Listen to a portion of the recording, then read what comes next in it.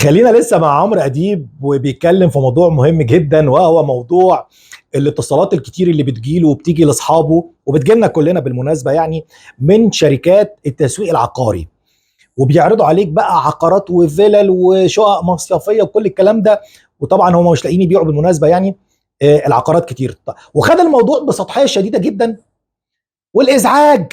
وانا مش من حق حد يكلمني، وفي دكاتره فاتحه تليفوناتها للطوارئ وخد الموضوع من هذا القبيل. ومين اللي باعنا واتباعنا ازاي؟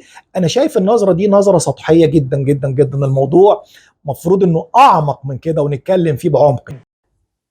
الموضوع لو خدناه ازعاج واتصالات وشركات، ده انا بعتبرها نظره سطحيه، ولكن الاعمق من ذلك، وبالمناسبه يعني في النظره السطحيه سهل جدا تروح شركه الاتصالات تاخد منهم سي دي هاي لو انت في دايره معينه ونازل انتخابات، لو انت في نقابه معينه، لو انت نازل انتخابات رئاسيه، تقدر ان انت تاخد الداتا دي وتشتريها، وكل 1000 رقم بكام؟ فسهل يعني، ومعلن ومش سر يعني. الاخطر من ذلك يا جماعه بقى هو كثره العقارات اللي مش عارفه تتباع. من 10 سنين كان عندنا ازمه، ناس كتير في مصر عايشه بالايجار، وقلتها مرارا وبعيدها: مفيش وطن ينفع بالايجار. الوطن اللي بالايجار مش وطن، ليس بوطن. الناس دي كان نفسها في شقق، وشقق يعني عاديه لمحدود الدخل ومتوسط الدخل. كان تقدر مثلا من 10 سنين او قبل 10 سنين كنت تدفع 10000 جنيه وتاخد شقه وتدفع لها قسط 600 700 جنيه 1000 جنيه في الشهر مثلا يعني. تمام كده، وكانت الناس عايشه وتمام التمام. فجاه عملنا حاجتين: ولعنا في اسعار الاراضي، ولعنا في سعر الدولار، عليناه قوي. اصبح النهارده ان انت تقدر تشتري شقه؟ لا، ما تقدرش.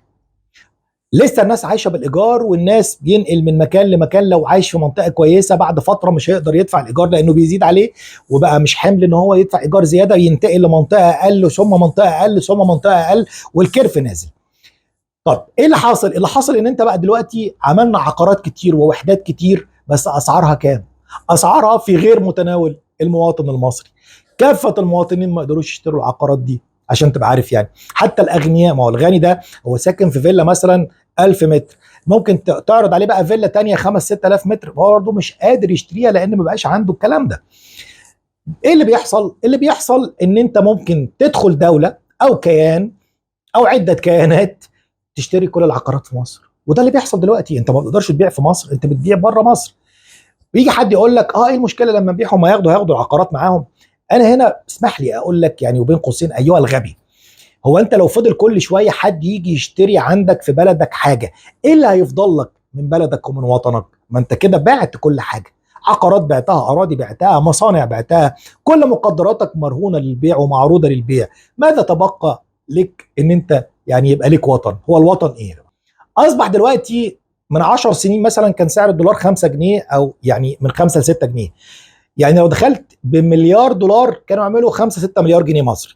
دلوقتي مليار دولار واحد يعمل معاك 50 مليار جنيه. تمام؟